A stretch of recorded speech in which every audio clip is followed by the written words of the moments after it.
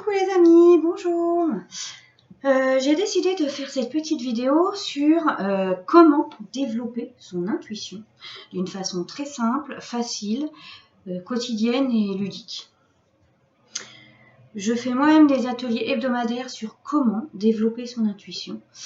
Donc, je vous ai préparé un petit papier parce que j'ai été chercher les noms exacts. Chose que j'ai appris moi aussi, hein, ce que je vais vous dire, je l'ai appris. Donc, nous avons dans les noms réels, car moi je ne les appelle pas comme ça, nous avons la clairvoyance, la clairsentience, la clairaudience, la claircogniscience, la clairraliance, la clairgustance. Chaque clair quelque chose est égal à nos 5 sens. On a 5 sens, plus notre petite voix intérieure, donc nos 6 sens. Chaque clair quelque chose est égal à un de nos 6 sens. Et du coup, ça a une fonction. Et comment développer notre intuition? C'est facile. Si vous connaissez la fonction de votre canal, comme par exemple la clairaudience, c'est entendre, il suffit de faire des petits ateliers sur l'écoute de soi. Donc ça peut être écouter une musique et être là à l'instant présent, vraiment écouter chaque note, chaque son, la voix, et puis écouter ce que ça fait en soi. Ça peut être une écoute méditative, dans le silence aussi, écouter le silence et qu'est-ce qui se passe en soi. Donc, à force de faire des petits ateliers comme ça et d'être attentif sur vos sens, vous allez forcément les développer et accroître des capacités et en prendre conscience surtout. Parce que je suis sûre que vous en avez tous qui sont déjà développés. Le problème, c'est que vous n'en avez pas conscience. Et c'est ce que je démontre dans mes ateliers, à quel point les gens sont déjà très ouverts. Il suffit, en fait, ce que j'essaye de démontrer à chaque fois, ce qui est très facile, c'est de comprendre que nos canaux se développent de la même façon, qu'on agit dans la vie de tous les jours. À part un qui est, je pense, inné chez la majorité des personnes, mais qu'on n'en a pas conscience, vraiment pas conscience.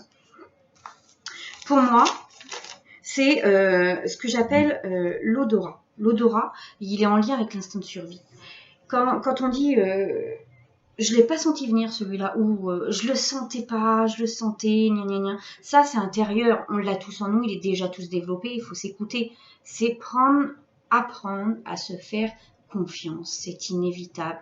Si vous ne vous faites pas confiance, vous ne pouvez pas développer vos canaux puisque c'est la base. La base, c'est de se faire confiance. Parce que vous sentez, vous ressentez, vous goûtez, vous touchez, vous voyez, vous entendez. Donc, tout est déjà là. Il suffit d'apprendre à se faire confiance dans nos perceptions. Dans entendre, voir. Ça, j'ai bien vu un truc passer là. Mais non, c'est pas possible, ça n'existe pas. J'y crois même pas, de toute façon. Voilà, à partir de là, comment voulez-vous développer?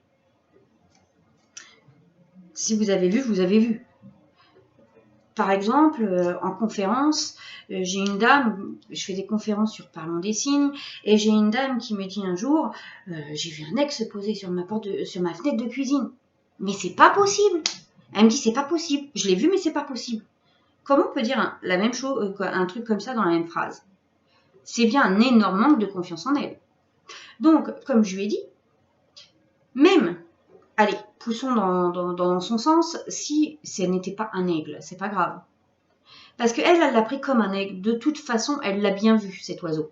Elle l'a bien vu, tel que vous me voyez là. Donc, il faut qu'elle apprenne à se faire confiance. Et au pire, il y avait un signe à travers, donc il faut qu'elle aille chercher le message de l'aigle. Parce que son message, il était là, il était important. Mais du coup, il faut qu'elle apprenne à se faire confiance. Et même si c'était une muse ou un truc plus petit qu'un réel aigle, tel qu'on peut l'imaginer, l'aigle américain, c'est pas grave, ça n'empêche pas que c'était peut-être un petit aigle. Donc, il faut apprendre à se faire confiance dans nos perceptions, dans ce qu'on ressent, dans ce qu'on entend, dans ce qu'on voit, dans ce qu'on touche, dans les vibrations qui nous entourent.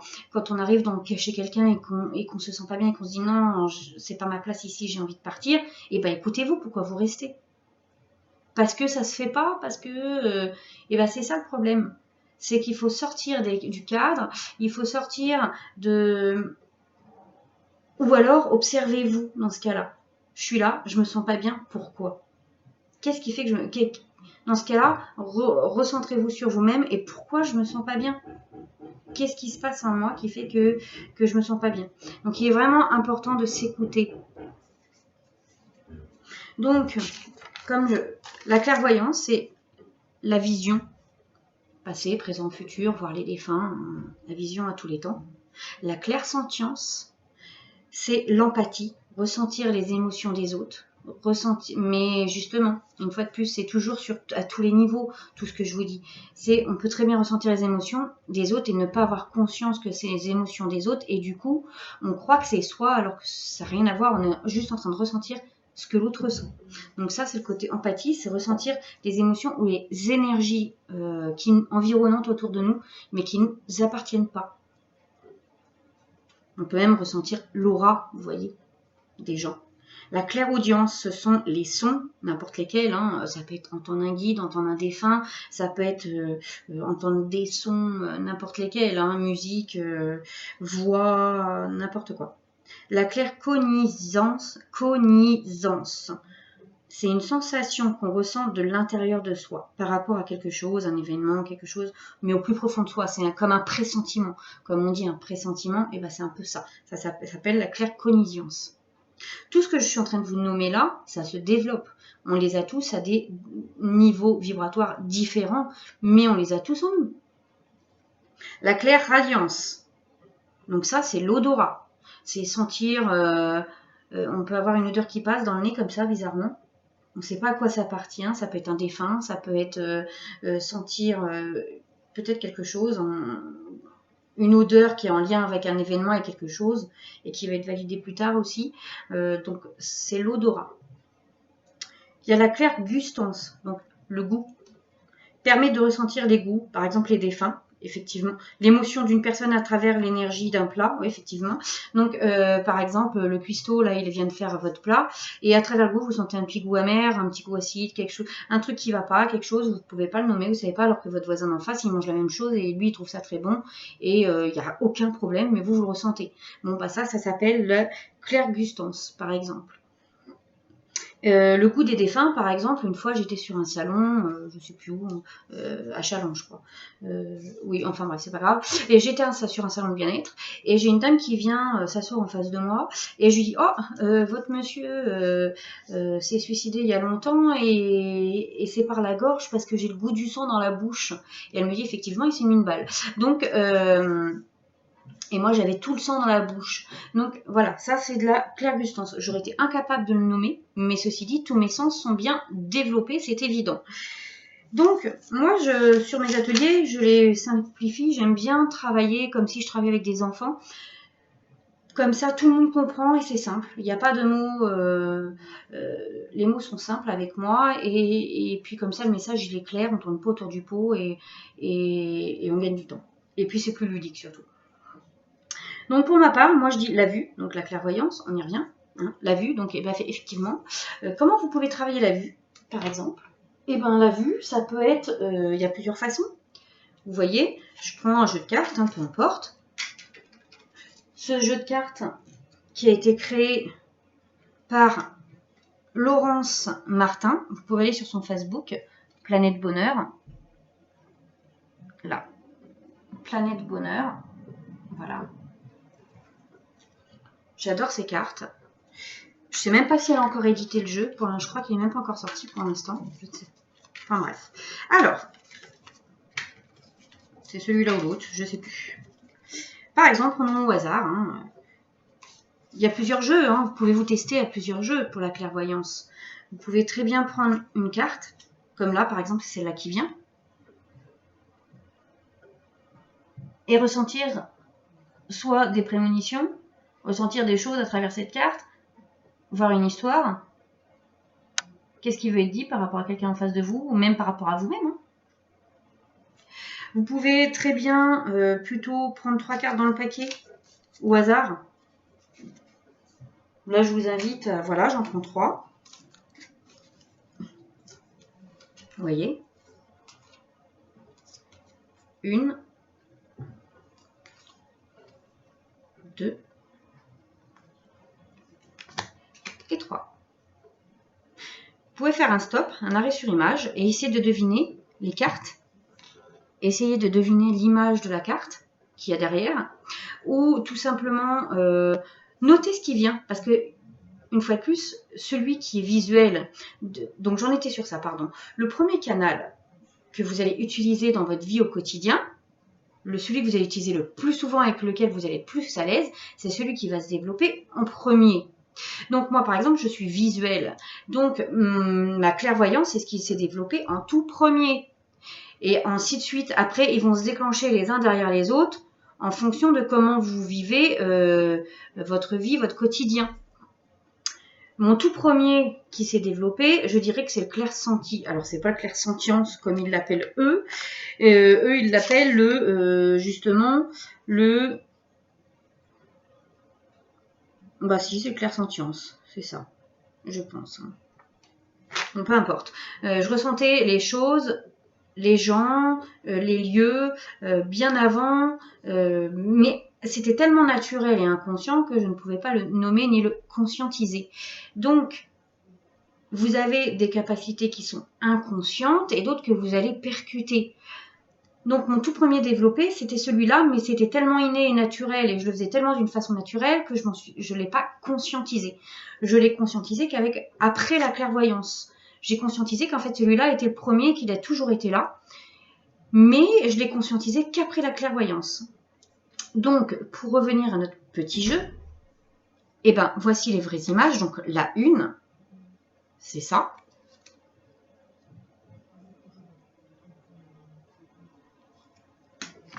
La 2. Et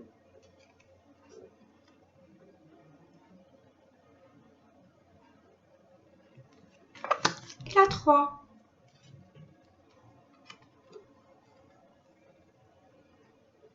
Donc, comme je vous disais, écoutez vos canaux. Écoutez ce qui sort. Parce qu'il y en a, ça va être des mots. Il y en a d'autres, ça va être des odeurs. D'autres, ils vont ressentir un état, un lieu, une vision. Donc, vos sens, je suis désolée, c'est la première fois que je fais une vidéo comme ça. J'ai tellement l'habitude de travailler à l'instinct, de façon naturelle, en groupe, avec les gens qui m'entourent, que le faire toute seule devant un ordinateur, ça me paraît pas naturel du tout et pas du tout instinctif au passage. Donc, il suffit d'essayer de deviner la carte et avant de retourner la carte et d'aller voir la réponse, notez tout ce qui vous vient. Ça peut être les odeurs, les images, les perceptions, les ressentis par rapport à l'image de la carte. Notez tout et après vous allez chercher la réponse. Et si vous vous trompez, c'est pas grave, c'est un jeu. De toute façon, plus vous allez vous mettre la pression, plus vous allez vous bloquer. Donc ça ne sert à rien. Et puis peut-être que le jeu visuel n'est pas votre premier canal non plus que vous développez le plus. Donc c'est normal que vous y arriverez moins facilement que celui qui est visuel par exemple. Donc il y a ce jeu-là. Ça peut être avec des mots aussi. Ça peut être avec des mots. Vous pouvez choisir. Moi là, c'est le même jeu, hein, divisé en deux. On va prendre 3 mots, on s'en fiche. 3. Là, vous savez que c'est des mots. Ça peut être forcément que des mots. Et bien notez, donc, la 1. Pareil, la 2. Sentez l'énergie.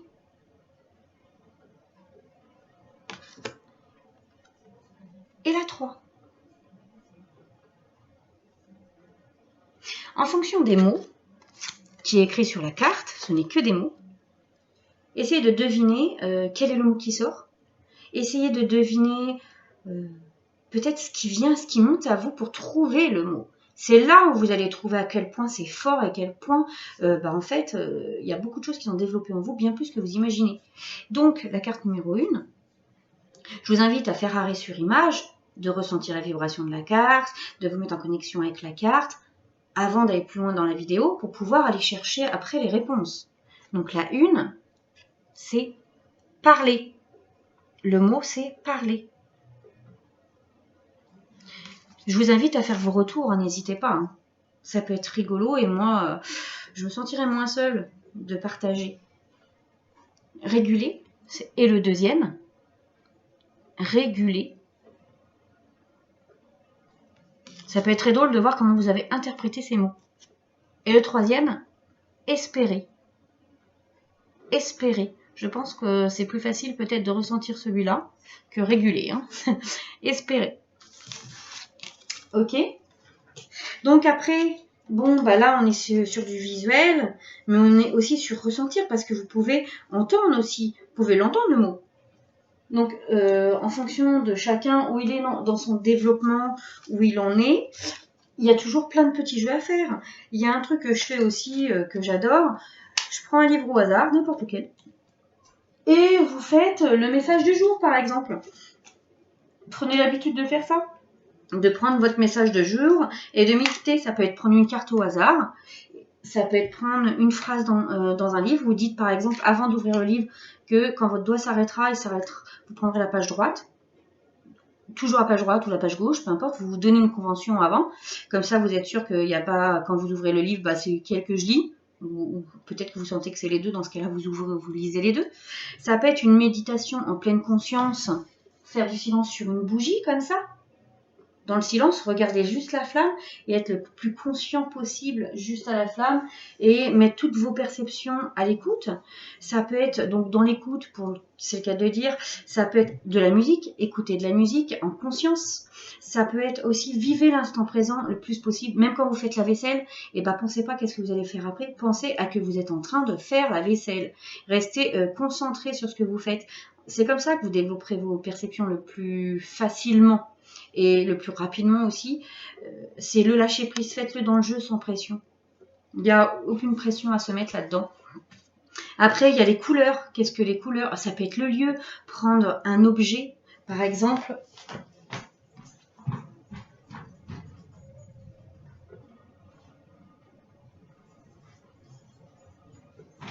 Là, je ne l'ai pas en image, mais ressentir, faire une pause et ressentir les vibrations de cette pierre.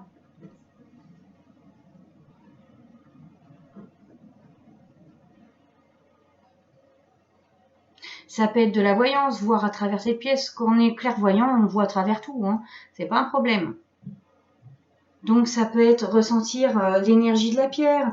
Prenez quelque chose chez vous. Si vous avez des pierres, et ben prenez des pierres chez vous et ressentez l'énergie.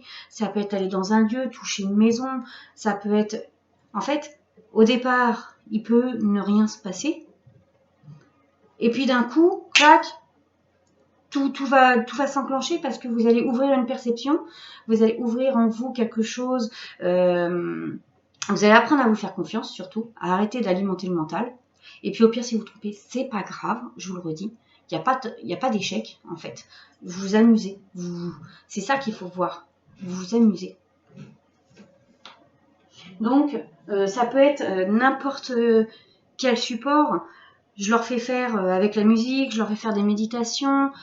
Écouter le son d'un instrument, je fais un instrument et je les laisse partir avec ça. Je les amène aussi dans l'énergie à essayer de toucher l'aura. Les gens, mettez-vous en face à face, comme ça, et mettez-vous les mains comme ça et ressentez l'énergie. Même avec vos mains, sentez votre énergie, l'aura, ce que votre corps dégage. Ressentez, vous pouvez le faire à travers la télé, vous pouvez le faire à travers plein de choses. Il y a en fait des techniques, il y en a vraiment plein. Il suffit de s'y intéresser juste un petit peu et surtout le principal, je vous le redis encore, c'est de se faire confiance. C'est de se faire confiance. C'est ça la recette miracle, il n'y en a pas d'autre. À partir du moment où vous écoutez, que vous sentez que c'est bon pour vous, moi quand j'écoute la radio et que j'entends un message qui m'appartient, je sais que c'est pour moi. Je sais pas là, je le sais là. En fait, c'est dans le cœur que ça se ressent, une sorte de sensation différente qui fait que je sais que ce message, il est là et qu'il est validable en plus avec le temps. Mais si vous attendez la validation avec le temps pour vous faire confiance, forcément, vous allez passer votre temps à faire ça et vous n'allez pas vous faire confiance. Apprenez à vous faire confiance dans l'intérieur et vous allez voir que le temps va vous récompenser, va vous montrer que vous avez eu raison. Vous pouvez prendre l'animal aussi, un animal, là il y a mon chat, et essayer de sentir son énergie. On peut faire ça avec tout, en permanence. Donc voilà, si vous avez des questions, n'hésitez pas. je vous invite à tester, à jouer, à faire vos petits retours et à me dire ce que vous avez pensé de cette vidéo, tout simplement. Allez, à bientôt, prenez soin de vous. Au revoir.